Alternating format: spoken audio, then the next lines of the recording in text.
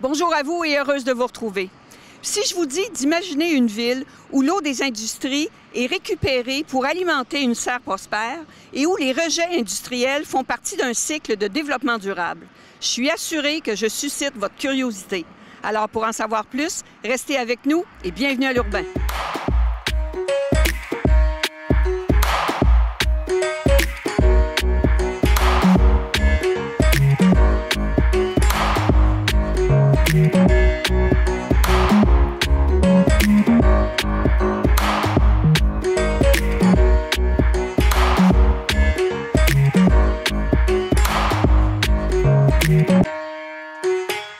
Bonjour Israël Poulain. Israël, vous êtes directeur général de la Cité de l'innovation circulaire et durable et on avait déjà eu l'occasion de se rencontrer pour parler de façon générale de votre organisation. Mais aujourd'hui, vous nous donnez rendez-vous dans un endroit très spécial, une serre. Alors, qu'est-ce que c'est cette serre, la vocation, la mission? Bien, je pense qu'effectivement, on en avait parlé. C'était un projet qui était en développement à l'époque. Puis là, on est dedans. C'est la serre plus. Pourquoi plus? C'est parce que on voit ici qu'il y a des légumes. Il y a de la salade, il y a du bok choy, il y a de la bêta-carde, on a des épices aussi, ou des fines herbes plutôt, là, qu'on redonne à la sécurité alimentaire. Donc là, on pourrait se dire, oui, on a vu ça ailleurs déjà. C'est là que le plus arrive. Qu'est-ce qui se passe en arrière? C'est là qu'il y a vraiment quelque chose d'intéressant, puis de différent des autres serres que vous avez vues. Alors, on redonne à la communauté, mais on utilise aussi ce que ce procédé-là permet pour aller un petit peu plus loin, et c'est le un petit peu plus loin qui m'intrigue. Parce qu'on parlait à un moment donné de processus qui font que des rejets industriels sont récupérés. Là, j'ai vraiment besoin de savoir d'où tout ça part et comment ça fonctionne.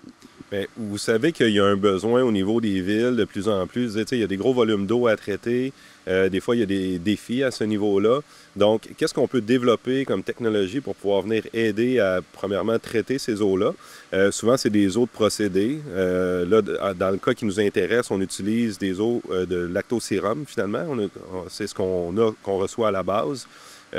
Puis, nous, ce qu'on a voulu faire, évidemment, la Cité de l'innovation circulaire, c'est donner vie à l'économie circulaire, de dire, est-ce qu'on pourrait se servir de différents rejets pour venir les traiter, les utiliser dans un processus qui nous permet de faire pousser, comme j'ai mentionné, des légumes, qu'on va ensuite redonner à la sécurité alimentaire. On prend des eaux comme du lactosérum, par exemple, qu'on va venir traiter avec des microalgues. C'est un consortium de microalgues qui a été développé par l'Université du Québec à Trois-Rivières depuis déjà plusieurs années qui travaillent sur cette technologie-là.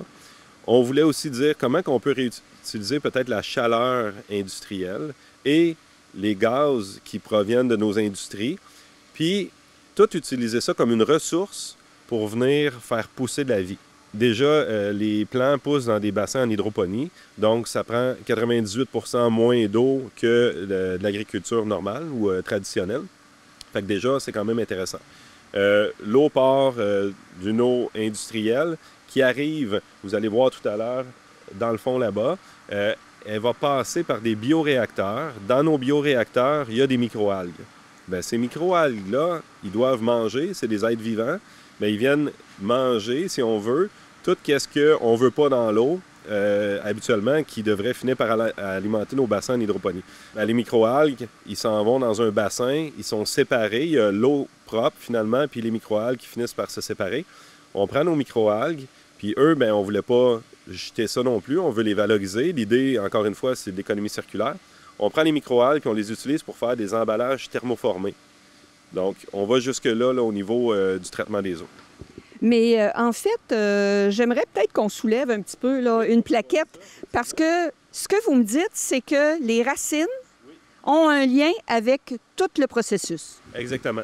Les racines aussi sont réutilisées avec les microalgues pour être capable de faire notre pâte qui va servir à faire des emballages de toutes sortes, là, des emballages encore, comme je mentionnais, thermoformés en général.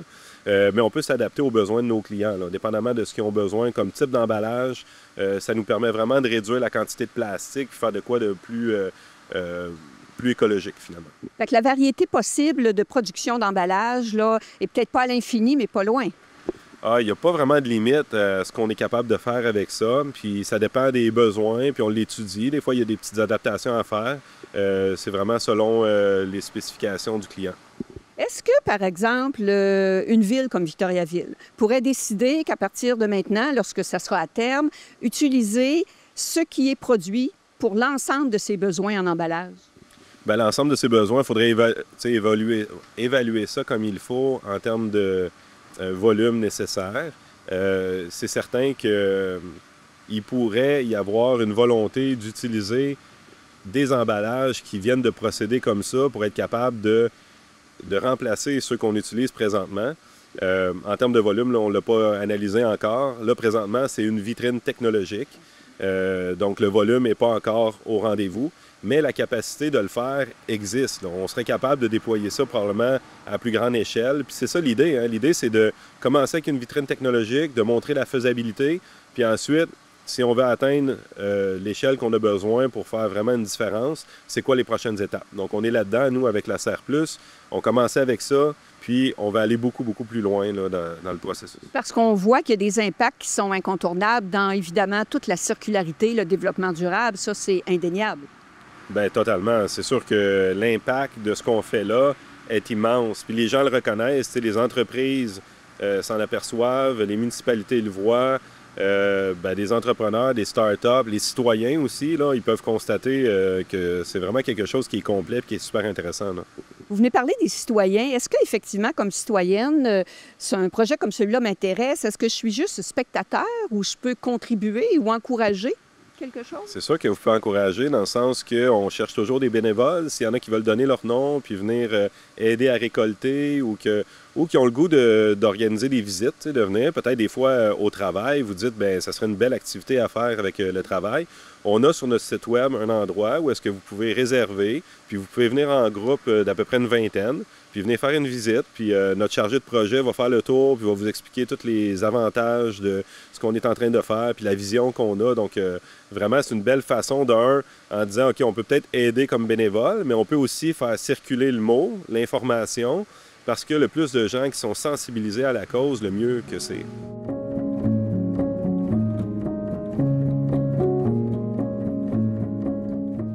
Avant tout, il y a beaucoup de biotechnologie qui se passe ici. Donc, on a un coin ici qui est le coin laboratoire et bioréacteur de l'autre côté, où on reçoit les eaux usées de nos partenaires. On ajuste les recettes des eaux usées pour que ça convienne au traitement par les algues. Ces algues-là, c'est un consortium, c'est une équipe de plusieurs microbes, mais bénéfiques ensemble, qui vont venir enlever ces contaminants de l'eau et la rendre une eau qui est utilisable puis dans les normes de rejet du Québec. On va séparer les algues de l'eau. Les algues vont pouvoir participer à la formation d'une pâte pour faire des emballages qui sont conçus de façon responsable pour l'environnement.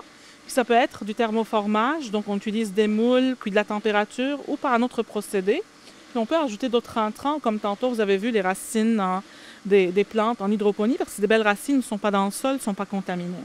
Donc en gros, c'est ça. L'eau, avant que ça soit remis dans le circuit ou dans les égouts, elle va subir plusieurs traitements, des ajustements, mais aussi des tests pour savoir qu'on est dans les normes et que ça a été épuré. Si ce n'est pas le cas, elle va retourner dans le circuit encore une fois pour enlever le maximum de contaminants et être dans les normes. Le microscope et tous les autres outils qu'on a ici, ça sert plus pour vérifier l'état de notre consortium, donc notre petite équipe de joueurs qui viennent épurer l'eau.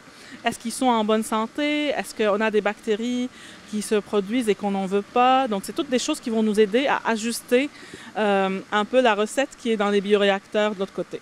C'est assez fascinant tout ce que vous m'expliquez et vous avez pris un vocabulaire, partenaire, consortium et tout ça, mais j'imagine qu'il y a aussi des partenaires et un consortium au niveau de la communauté des entreprises. En fait, de qui il s'agit? Exactement. Dans ce projet-là, ce qui fonctionne scientifiquement, c'est le consortium d'algues, donc la petite collision ou cohésion entre les partenaires microbiens, mais on a aussi des partenaires industriels. Donc, on a des industriels qui nous accompagnent dès le début du projet, comme le groupe Sanimark et sa filière Woodwyant. On a Fromagerie Victoria là. On a à Kingsley Fall, bioraffinerie du terroir, Valotanol, où on fixe le CO2 des procédés pour les remettre dans les algues. Et ça, c'est assez intéressant. On a aussi, au niveau accompagnement par la ville, bien évidemment, la ville de Victoriaville qui est toujours proactive dans ce projet-là. On a Destination Entreprise, on a le Cégep de Trois-Rivières représenté par Innofib qui nous fabrique ces beaux emballages-là pour nos partenaires industriels. On a aussi le Cégep de Victoriaville, Destination Entreprise, bien évidemment, qui nous accompagne dans le déploiement dans les parcs industriels ou dans les grandes entreprises de ce projet-là, parce que c'est une vision qu'on veut voir réalisée dans les parcs industriels partout au Québec et au monde. On a aussi l'Université de Sherbrooke qui nous a aidés aussi dans la conception de la gestion climatique. Mais avant tout, le partenaire principal, en plus de la ville de Victoriaville et Sanimac, c'est la chaire de recherche municipale sur les villes durables, chapeautée par Simon Barnabé et coordonnée aussi par Nicolas Fecteau, qui sont les cerveaux un peu derrière ce projet. Nous, on réalise, mais si on est là, c'est un peu à cause de toutes les recherches qui ont eu lieu avant. Un projet comme celui-là, une vitrine technologique, comme vous l'expliquez si bien, c'est sûr que ça produit une lumière, pas juste dans la serre, mais sûrement à l'extérieur. Alors, il y a eu sûrement des reconnaissances qui ont été données à ce projet-là. On est vraiment heureux d'avoir eu tout le rayonnement qui existe présentement. On a eu une reconnaissance d'ailleurs comme projet coup de cœur du public pour l'ensemble du Québec. Fait que ça, vous allez pouvoir retrouver ça sur notre site web. On a aussi reçu un prix dernièrement là, qui était avec le réseau Environnement. Puis c'était dans le cadre de la gestion des matières résiduelles. Et puis là, on est en nomination aussi pour le prix Eureka avec Écotech Québec. Donc, on pense que ça va être aussi, probablement, on a des bonnes chances d'avoir une belle reconnaissance à ce niveau-là. Donc, déjà, en très peu de temps, là, 3 prix super importants pour nous. Alors, j'imagine qu'un projet comme celui-là, là, à court ou moyen terme, il y a d'autres étapes qui sont à venir. C'est sûr qu'il y a d'autres étapes. T'sais, nous autres, on verrait la Serre Plus, par exemple, peut-être sur des toits d'une usine. On peut les voir dans le cœur d'un parc industriel. On les voit un peu partout au Québec. Donc là, il y a vraiment, comme on parlait tout à l'heure, c'est une question d'être capable de l'amener à une échelle plus large. Donc, pour pouvoir y arriver, il y a plein de choses à développer puis à travailler. Puis c'est ça les prochaines phases du projet La Serre Plus. Mais je pense qu'on n'a pas fini d'en entendre parler, là. Effectivement, et ça suscite beaucoup de curiosité et d'intérêt. Merci, Israël.